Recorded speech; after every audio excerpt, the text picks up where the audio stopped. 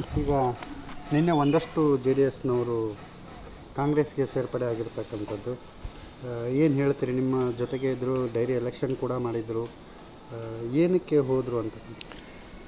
ನಿನ್ನೆ ನಡೆದಿರ್ತಕ್ಕಂಥ ಘಟನೆ ಏನಕ್ಕೆ ಇದ್ದಕ್ಕಿದ್ದಂಗೆ ಆಯಿತು ಅಂತಕ್ಕಂಥದ್ದು ಗೊತ್ತಿಲ್ಲ. ಬಹುಶಃ ಬೊಮ್ಮಲ್ ಚುನಾವಣೆಯಲ್ಲಿ ನಮ್ಮನ್ನೆಲ್ಲನೂ ಕೂಡ ಕಾಣದ ಕೈ ಕಟ್ಟಾಕಬೇಕು ಅಂತ ಪ್ರಯತ್ನ ಮಾಡೋಕ್ಕೆ ಹೋದರು. ಅದಾಗಲಿಲ್ಲ. ಜನಗಳ ಪರ ನಮ್ಮ ಪರ ಇತ್ತು. ಅವ್ರು ಮೊದಲೇ ಪ್ಲ್ಯಾನ್ ಮಾಡ್ಕೊಂಡಿದ್ರು. ಈಗ ಇದ್ದಕ್ಕಿದ್ದಂಗೆ ಚುನಾವಣೆ ಗೆದ್ದು ನಾವು ಇನ್ನೂ 15 ಸನೂ ಆಗಿಲ್ಲ, ಎಲ್ಲೂ ಕೂಡ ಸಂಚಾರ ಮಾಡಲಿಕ್ಕಾಗಿಲ್ಲ, ತಾಲೂಕಲ್ಲಿ ಗೆದ್ದಿರ್ತಕ್ಕಂಥ ನಿರ್ದೇಶಕರು ಹೋಗಿ ಅಭಿನಯ ಸಲ್ಲಿಸೋಕ್ಕಾಗಲಿಲ್ಲ. ಅಂಥ ಒಂದು ಸಂದರ್ಭದಲ್ಲಿ ಹೋಗಿ ನಾವು ಸಪೋರ್ಟ್ ಮಾಡಿದ್ದೀವಿ ಅಂತೇಳಿ ಎಲ್ಲರೂ ಕೂಡ ಹೋಗಿ ಅಲ್ಲಿ ಸೇರ್ಕೊಂತಾರೆ ಅಂತಂದರೆ ಇದು ರಾಜಕಾರಣದ ಕುತಂತ್ರ. ಇದು ನಮಗೇನೋ ಹೋಗಿರ್ತಕ್ಕಂಥದ್ದೇನು ಬೇಜಾರಿಲ್ಲ, ಹೋಗಲಿ. ಬಟ್ ಒಂದು ಸತ್ಯನಪ್ಪ ಅಂತಂದರೆ, ಅಧಿಕಾರ ಇರ್ತಕ್ಕಂಥ ಕಡೆ ಜನ ಲೀಡರ್ಶಿಪ್ಗಳು ಹೋಗ್ತಕ್ಕಂಥದ್ದು ಸರ್ವೇ ಸಾಮಾನ್ಯ. ಅದು ಈಗ ಕಾಂಗ್ರೆಸ್ ಸರ್ಕಾರ ಗೌರ್ಮೆಂಟ್ ಐತೆ, ಕಾಂಗ್ರೆಸ್ ಶಾಸಕರವರೇ, ನಾವು ಸ್ವಂತ ಕೆಲಸ ಕಾರ್ಯಗಳಾಗಬೇಕು, ಕ್ಷೇತ್ರ ಅಭಿವೃದ್ಧಿ ಮಾಡಲಿಕ್ಕೆ ಅಂತ ಯಾರು ಹೋಗಲ್ಲ. ಅದು ಸುಮ್ಮನೆ ಹೇಳ್ಕೊಬೋದು ಅಷ್ಟೇ, ಅವ್ರು ಹೇಗೆ ಅಂತೇಳಿ ಅದನ್ನ ಯಾವುದೇ ಕಾರಣವನ್ನು ನಂಬಲಿಕ್ಕಾಗಲ್ಲ. ಅವ್ರು ವೈಯಕ್ತಿಕವಾಗಿ ಏನಾದ್ರು ಕೂಡ ಈ ಥರ ಈಗ ಬಂದಿರತಕ್ಕಂಥ ಶಾಸಕರು ಹಲವಾರು ಜನಗಳ ಮೇಲೆ ನೀನು ಹಾಗೆ ಹಿಂಗೆ ಅಂತೇಳಿ ಕೇಸ್ ಹಾಕ್ತೀನಿ ಅದಂತ ಎದುರಿಸಿ ಅವ್ರಿಗೆ ಆಮಿಷಗಳನ್ನ ಕೊಟ್ಟು ಪಾರ್ಟಿ ಸೇರಿಸ್ಕೊಂಡಿರ್ತಕ್ಕಂಥ ನಾವು ನೋಡಿದ್ದೀವಿ. ಅಧಿಕಾರ ಆಸೆ ತೋರಿಸಿ ಸೇರಿಸ್ಕೊಳ್ಳಿ, ನಮ್ಮದೇನು ಅಭ್ಯಂತರ ಇಲ್ಲ. ಬಟ್ ಪಾರ್ಟಿ ಎಲ್ಲ ಅಧಿಕಾರ ಇರಲ್ಲ, ಅಲ್ಲಿಗೆ ಬರ್ತಾರಲ್ಲ, ಅದು ಭಾಳ ಇಂಪಾರ್ಟೆಂಟು. ಈಗ ನಮ್ಮ ಪಾರ್ಟಿಗೆ ಒಬ್ಬ ತ್ಯಾಮಂಡ್ಲು ಮುಖಂಡ ಅರುಣ್ ಗೌಡ ಅಂತೇಳಿ ಕಾಂಗ್ರೆಸ್ ಬಿಟ್ಟು ಋಷಭಾವತಿನ ವಿರೋಧ ಮಾಡ್ತಾ ನಮ್ಮ ಪಾರ್ಟಿ ಬಂದ. ನಾವು ಅವ್ರನ್ನ ವಿಜೇಂದ್ರಂತೂ ಆಹ್ವಾನ ಮಾಡೋದ್ರ ಮುಖಾಂತರ ಸೇರಿಸ್ಕೊಂಡಿದ್ದೀನಿ. ಹೋಗಿರ್ತಕ್ಕಂಥವ್ರು ಒಳ್ಳೆಯದಾಗಲಿ, ಇರ್ತಕ್ಕಂಥವ್ರ ಜೊತೆಲೇ ಸೇರಿ ಈ ತಾಲೂಕಲ್ಲಿ NDAನ ಬಲಪಡಿಸೋಂಥ ಕೆಲಸ ಖಂಡಿತವಾಗ್ಲೂ ಕೂಡ ನಾವು ಮಾಡ್ತೀವಿ. ನಮ್ಮದೇನು ಅಭ್ಯಂತರ ಇಲ್ಲ. ಅವರು ಪಾಪ ಏನೇನೋ ನಾನೆಲ್ಲ ದೊಡ್ಡದಾಗಿ ಹೇಳ್ತಾಯಿದ್ರು, ನಾನು ಆಗ ಮಾಡಿಬಿಡ್ತೀನಿ, ನಾನು ಬಂದಮೇಲೆ ಹಂಗಾಯ್ತು ಹಿಂಗಾಯ್ತು ಅಂತೇಳಿ. ನಾನು ಒಂದು ಕೇಳಲಿಕ್ಕೆ ಬಯಸ್ತೀನಿ. ಅವ್ರು ಹೇಳ್ತಾರೆ ನನಗೆ 15ಕ್ಕೆ 3 ತಿಂಗಳಿಗೆ 4 ತಿಂಗಳು ಒಂದು ಸತಿ ಇಂಟೆಲಿಜೆಂಟ್ ರಿಪೋರ್ಟ್ ತಂತಿದ್ದೀನಿ. ಕ್ಷೇತ್ರದ ಜನ ನನ್ನ ಪರ ಇದ್ದಾರೆ.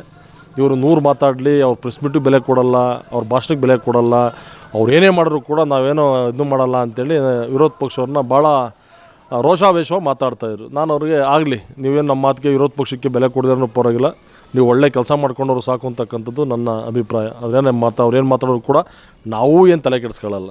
ಅವ್ರೇನೇ ಮಾತಾಡೋರು ಕೂಡ ನಾವು ತಲೆ ಕೆಡಿಸ್ಕೊಳ್ಳೋ ಸ್ಟೇಜಲ್ಲಿಲ್ಲ. ಯಾಕೆ ಅಂತ ಕೇಳ್ರಿ, ಇವ್ರು ಗೆದ್ದು 2 ವರ್ಷದಿಂದ ಈಚೆ ನಡೀತಕ್ಕಂಥ ಯಾವ ಚುನಾವಣೆಲಾದರೂ ಕೂಡ ಒಂದೇ ಒಂದು ಚುನಾವಣೆಯಲ್ಲಿ ನಾವು ಮುಂದಿದ್ದೀವಿ ಅಂತಕ್ಕಂಥ ಮಾತನ್ನು ಶಾಸಕರು ಮತ್ತು ಕಾಂಗ್ರೆಸ್ ಪಕ್ಷದ ಮುಖಂಡರುಗಳು ಹೇಳಲಿ, ನಂದೇನು ಅಭ್ಯಂತರ ಇಲ್ಲ.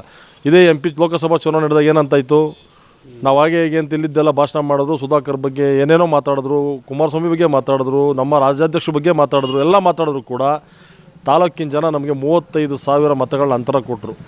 ಈ ತಾಲೂಕಲ್ಲಿ BJP ಮತ್ತು JDS ಗಟ್ಟಿ ಅಂತ ತೋರಿಸಿದ್ದಾಯ್ತಾ, ಆಯ್ತು, ಅದು ಬೇಡ, ಅದು ಏನೋ ಮೋದಿ ಅಲೆ ಮೇಲೆ ಹಾಕೋರು ಅಂತಕ್ಕಂಥ ಮಾತಿರಲಿ. ಮೋದಿಯವರ ಲೋಕಸಭಾ ಚುನಾವಣೆ ಅಂತ ಬಂದಾಗ ದೇಶ ನೋಡ್ತಾರೆ, ಅದೆಲ್ಲ ಇವ್ರ ಕ್ರೆಡಿಟೆಲ್ಲ ಮೋದಿಯವ್ರದ್ದು ಅಂತ ಹೇಳ್ತಾರೆ. ಅದಾದಮೇಲೆ ಸಹಕಾರ ಸಂಘಗಳು ಚುನಾವಣೆ ನಡೀತು. VSSN 19 ಸೊಸೈಟಿಯಲ್ಲಿ 13 ಸೊಸೈಟಿ ನಾವು ಗೆದ್ದಿದ್ದೀವಿ. ಕಾಂಗ್ರೆಸ್ ಗೆದ್ದಿರ್ತಕ್ಕಂಥದ್ದು ಕೇವಲ 6, ನಾವು ಗೆದ್ದಿರ್ತಕ್ಕಂಥದ್ದು 13. PLD ಎಲೆಕ್ಷನ್ ಬಂತು. PLD ಎಲೆಕ್ಷನ್ ಎಷ್ಟು ಗೆದ್ದೋ, 14 ಸೀಟಲ್ಲಿ 11 ಸೀಟ್ ಗೆದ್ದು. ನಮ್ಮವ್ರನ್ನೇ ಕರ್ಕೊಂಡೋಗಿ, ಇವ್ರ ಜೊತೆಲಿದ್ದವ್ರನ್ನ ಕರ್ಕೊಂಡೋಗಿ ಅಧ್ಯಕ್ಷ ಮಾಡ್ತೀವಿ ಅಂತ ಮಾಡಿದ್ರು. ಏನು ಅದು ಅವ್ರು ಗೆದ್ದಿರ್ತಕ್ಕಂಥದ್ದಲ್ಲ, ಅದು ಅವರು ಚಿಹ್ನೆ ಮೇಲೆ ಗೆದ್ದಿರೋದಲ್ಲ. ಅದು JDS ಮತ್ತು BJP ಚಿಹ್ನೆ ಮಕ್ಕ ನೋಡ್ಕೊಂಡು ಜನ ಓಟ್ ಹಾಕಿದ್ರು. ಅಂಥವ್ರನ್ನ ಇವ್ರು ಆಪ್ರೇಷನ್ ಮಾಡಿಬಿಟ್ರು. ನಮಗೇನು ಅಭ್ಯಂತರ ಇಲ್ಲ. ಅದು ನಗರಸಭೆನೂ ಹಂಗೆ ಮಾಡಿದ್ರು. ನಮ್ಮ ನಗರಸಭಾ ಅಧ್ಯಕ್ಷರು ಬಂದು ಭಾರತೀಯ ಜನತಾ ಪಾರ್ಟಿ ಚಿಹ್ನೆ ಮೇಲೆ ಗೆದ್ದಿರ್ತಕ್ಕಂಥವ್ರು. ಈಗ PLD ಬ್ಯಾಂಕ್ ಅಧ್ಯಕ್ಷ ಆಗಿರ್ತಕ್ಕಂಥವ್ರು JDS ಚಿಹ್ನೆ ಮೇಲೆ ಗೆದ್ದಿರ್ತಕ್ಕಂಥವ್ರು ಮಾಡ್ಕೊಂಡು. ಅದು ಆಗಲಿ. ಬೊಮ್ಮಲ್ ಚುನಾವಣೆನ ಎಷ್ಟು ಮಟ್ಟಿಗೆ ತಗೊಂಡೋದ್ರು ನೀವು? DK ಶಿವಕುಮಾರ್ಗೆ ನಾನು ಗೆಲ್ಸ್ಕೊಂಬಂದು ಕೊಡ್ತೀನಿ ಅಂತೇಳಿ ಪಣ ತೊಟ್ಟಿದ್ರಿ. DK ಸುರೇಶ್ಗೆ ಬೆಂಬಲ ನಿಂತ್ಕೊಂತೀನಿ ಅಂತ ಬಲ ತೋರಿಸಿದ್ರಿ. ಏನಾಯಿತು ಬೊಮ್ಮಲ್ ಚುನಾವಣೆ? ಅವ್ರು ಹೇಳ್ತಾರೆ ಏನೋ ಪಾರ್ಲಿಮೆಂಟ್ ಗೆದ್ದಂಗೆ ಆಡ್ತಾವ್ರೆ, ಆಮೇಲೆ CM ಸಿದ್ದರಾಮಯ್ಯ ಆಡ್ದಂಗೆ ಆಡ್ತಾರೆ. ನೋಡಿ ಸ್ವಾಮಿ, ನಾವು ಅಲ್ಪ ತೃಪ್ತರು, ನಮ್ಗೆ ಅದೇ ದೊಡ್ಡದು.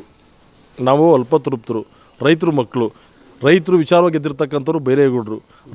ರೈತಾಪಿ ವರ್ಗದ ಆಲ್ ಇಂಡಿಯಾ ಡೈರಿ ಬೊಮ್ಮಲ್ ನಿರ್ದೇಶ ಆಯ್ಕೆ ಮಾಡ್ತಕ್ಕಂಥವ್ರು ಯಾರು? ರೈತಾಪಿ ವರ್ಗ ಜನಗಳು. ಆಲ್ ಇಂಡಿಯಾ ಡೈರಿ ನಿರ್ದೇಶಕರುಗಳು, ಆಲ್ ಇಂಡಿಯಾ ಡೈರಿ ಅಧ್ಯಕ್ಷಗಳು ಆಯ್ಕೆ ಮಾಡ್ತಕ್ಕಂಥದ್ದು. ನಾವು ಸಂತೋಷ ಪಡಲೇಬೇಕು, ವಿಧಿನೇ ಇಲ್ಲ. ನಮ್ಗೆ ಆಯ್ತು, ನಮ್ಮ ಕೈ ಶಕ್ತಿ ಇಲ್ಲ, ನಾವು CM ನಾವು CM ಆದಷ್ಟು ಸಂತೋಷ ಪಡ್ತೇವೆ. ಅದಕ್ಕಿಂತ ದೊಡ್ಡದು ನಮ್ಮ ಬೈರೇಗೌಡರು ಗೆದ್ದಿರ್ತಕ್ಕಂಥದ್ದು.